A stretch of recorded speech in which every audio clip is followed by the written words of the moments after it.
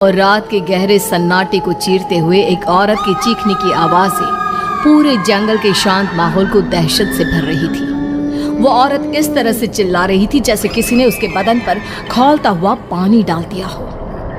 रात को अपने खेतों में पानी देने के लिए आया हुआ हरिया किसान अभी तक इन आवाज़ों को सुन नहीं पाया था, क्योंकि उसके बेटे किशन ने उसे नया नया मोबाइल फ़ोन जो लाकर दिया था शहर से, और बस उसी मोबाइल फ़ोन में ईयरफोन लगाकर वो कोई पुराना गाना सुनने में मग्न था। लेकिन जैसे ही गाना खत्म हुआ, उस औरत की चीखने की आवाज़ हरिया किसान के कानों से टकराई। हरिया का दोस्त रामू भी खेत में ही घाट पर गहरी नींद में खर्राटे मार रहा था। रात के उस सन्नाटे में औरत की चीखने की आवाज़ सुनकर ठंड के मौसम में भी हरिया किसान के माथे से पसीना टपकने लगा। रामू, अरे ओ रामू, अरे जल्दी उठ, क्या खर्राटे मारकर सो रहा है? अरे इतनी रात को ये जंगल में कौन औरत चीख रही है? पूरी तरह से चीख रही है। अरे क्या हुआ? क्या हुआ? कौन है? अरे भूत आ गया क्या? चोर आ गया क्या? अरे न चोर आया है न भूत आया है। मैं ये कह रहा हूँ कि क्या तूने इस औरत के चीखने की आवाज सुनाई देती है कि नहीं? अरे कौन सी औरत? अरे हाँ, ये आवाज है। तू पहले नहीं बता सकता था? पता नहीं कौन चुड़ैल जंगल में नाच रही है। हम घर चले जाते हैं। देखता नहीं, मैंने तो कानों में ये लगा रखा था। वो किशन ने लाके दिया ना शहर से, गाने सुन रहा था मैं। अरे लेकिन भाई, मुझे बहुत डर लग रहा है। क्या करे? अरे करना क्या है, भागो यहाँ से।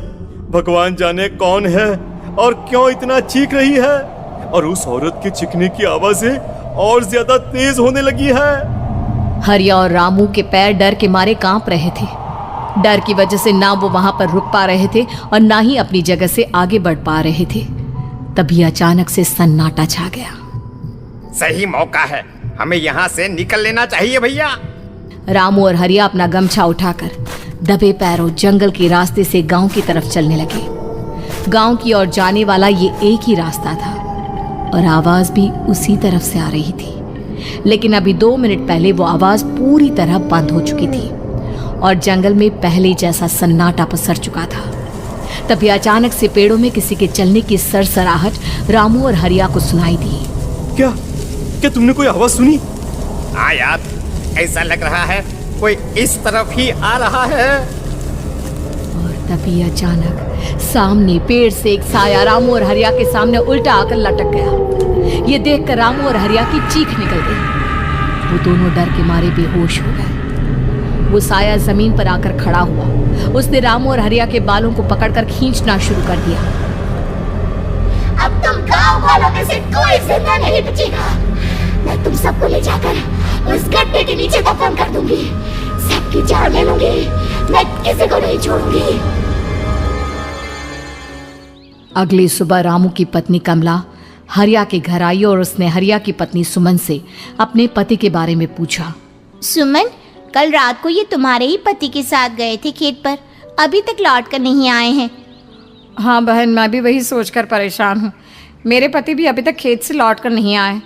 भगवान जाने क्या बात है, दोपहर होने आई है। अब तक तो उन दोनों को लौट कर आ जाना चाहिए था। क्या करे, कैसे पता करे कि वो दोनों कहाँ हैं? मेरा बेटा भी शहर गया हुआ है, वरना उसी को भेज देते खेत पर। बहन, मुझे लगता है कि हम दोनों को वहाँ जाकर अपने पतियों को ढूंढना चाहिए। ठीक कहती हो तुम, चलो मैं तुम्हारे साथ चलती हूँ। और वो दोनों जंगल के रास्ते खेत की तरफ आगे बढ़ती हैं। वहां जाकर देखती है कि हरिया और रामू आग जलाकर आग के ऊपर कुछ पकाकर खा रहे थे। आप यहाँ पार्टी बना रहे हैं और वहाँ घर पर हमारी जान सुखी जा रही थी कि कहीं कुछ हो तो नहीं गया? मुझे कुछ नहीं हो सकता, मैं कभी नहीं मर सकता, समझे तो? अरे तबीयत तो ठीक है, ये किस तरह की आवाज में बात कर रहे हैं आप? कुछ हुआ है क्या? कुछ नहीं हुआ, बस जोरों की भूख लग रही थी, इसलिए खाना बनाकर खा रहे थे। अच्छा, इतनी बदबू आ रही है, ऐसा क्या बनाकर खा रहे हैं आप? जरा हमें भी तो बताइए। अरे भाभी, क्यों परेशान हो रही हैं? मांस पकाकर खा रहे हैं। एक जंगली जानवर कल रात को खेत में आ गया था। हम दोनों ने उसे मार दिया और बस उसी का मांस पक रहा है। आप भी खाइए ना, बहुत बहुत ही स्वादिष्ट है। दिमाग खराब हो गया है क्या आप दोनों का? आप दोनों मांस कब से खाने लगे, और वो भी जंगली जानवर का? चलिए अभी कभी घर चलिए। चलेंगे चलेंगे, लेकिन पहले ये मांस तो खत्म कर ले। कुछ देर बाद रामू और हरिया कमला और सुमन के पीछे पीछे गांव की तरफ चल देते हैं। रामू और हरिया की आंखें पहले जैसी नहीं रही थी, उनमें कुछ बदल गया था। रामू अपनी पत्नी कमला के साथ घर चला जाता है और हरिया अपने घर आ जाता है। देखिए, आपने जो कुछ भी किया मैं उसके लिए आपको माफ़ कर देती हूँ, लेकिन आज के बाद ये रामू के साथ जाकर मांस पकाकर खाया ना, तो इस घर में घुसने नहीं दूंगी आपको। अरे दिमाग मत खराब करो, मैं वहाँ खाट पर लेटकर गाने सुन रहा हूँ, मुझे परेशान मत करना आप। इतना तमाशा खड़ा कर दिया, दोपहर तक घर लौटकर नहीं आए और अब गाने सुनने। लेकिन हरिया घर के बाहर आंगन में जाकर चुपचाप लेट गया और गाने सुनने लगा। गाने सुनते सुनते हरिया को नींद आ गई। सुमन ने उसके कान से ईयर प्लग हटाया और अपने आप से कहा, जरा मैं भी तो सुनकर देखूं, ऐसे कौन से गाने सुनते हैं।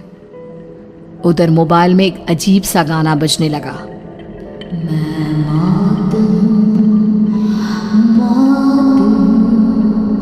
मौत जो पसरी है चारों ओर, जो आएगी कहीं से निगल जाएगी सबको। मैं मात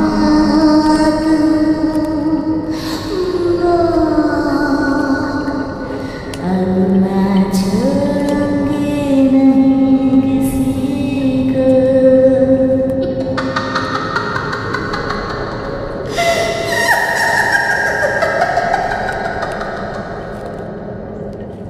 सुमन ने घबराकर मोबाइल फोन दूर रख दिया। वो बुरी तरह से डर गई थी। तभी अचानक हरिया अपनी नींद से जागा और गर्दन टेढ़ी करते हुए सुमन के पास आया। क्या क्या कर रही थी? गाने सुन रही थी? वो ये कैसा गाना सुन रहे थे तुम मोबाइल के अंदर? मौत है, मौत। अरे ये सारी बातें छोड़ो और ये बताओ, आज शाम को तुम मेरे साथ खेत चलोगी? लेकिन क्यों? और तुम इस तरह से क्यों बात कर रहे हो? अपनी गर्दन सीधी रखकर बात करो ना। वो मेरी गर्दन में सोते सोते थोड़ा दर्द हो गया है। मेरे साथ आज खेत चलो ना। तुम्हारे साथ पूरी रात रहना चाहता हूँ। कैसी बात कर रहे हैं दिन दहाड़े? जरा भी शर्म नहीं आती क्या? अरे इसमें शर्माने वाली क्या बात है? तुम पत्नी हो मेरी। पूरी रात खेत पर रहता हूँ। मुझे भी तो तुम्हारे पास आने का हक है कि नहीं? अच्छा ठीक है, चलती हूँ आपके साथ खेत पर, लेकिन फिर उस रामू को मत बुलाना। अरे कैसी बातें कर रही हो? अगर तुम मेरे पास होगी तो मैं किसी को नहीं बुलाऊंगा, सिर्फ तुम और मैं और रात का सन्नाटा। शाम के वक्त हरिया सुमन को अपने साथ खेत पर ले जाता है। आसमान में चांद पूरी तरह से चमक रहा था।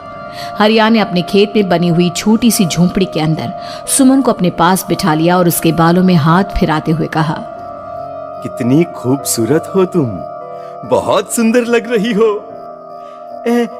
एक चांद से भी ज्यादा सुंदर लग रही हो। ऐसी बातें मत करिए ना, मुझे शर्म आती है। अपनी आंखें खोलकर जरा मेरी तरफ तो देखो। अरे देखो तो सही। सुमन ने शर्माते हुए जैसे ही अपनी आंखें खोली, उसके होश उड़ गए। हरिया के बड़े बड़े दांत निकल आए थे और वो पूरी तरह से एक जानवर की तरह नजर आ रहा था। कौन हो तुम? तुम मेरे पति नहीं हो। कौन हो तुम? मुझे जाने दो। लेकिन हरिया ने सुमन के हाथ को कसकर पकड़ लिया। उसके नुकीले नाखूनों की वजह से सुमन के हाथ से खून बहने लगा था। बहुत दर्द हो रहा है, मुझे जाने दो। कौन हो तुम? क्या करना चाहते हो? वही जो एक आदमी एक औरत के साथ करना चाहता है, और उसके बाद मैं तुम्हें वहीं ले जाऊंगा जहां पर तुम्हारा पति है। क्या मतलब? क्या कहना चाहते हो? कहाँ है मेरा पति? जंगल के बीचों बीच उबलते हुए पानी के तालाब में। वही है तुम्हारा पति। चलो चलो, मैं तुम्हें उससे मिलवा देता हूँ, लेकिन उससे पहले तुम्हें मेरी प्यास बुझानी होगी। और इतना कहकर हरिया सुमन के ऊपर जानवरों की तरह टूट पड़ता है। आखिर कौन था वो जानवर, और क्या सुमन उसके शिकंजे से बचकर निकल पाई?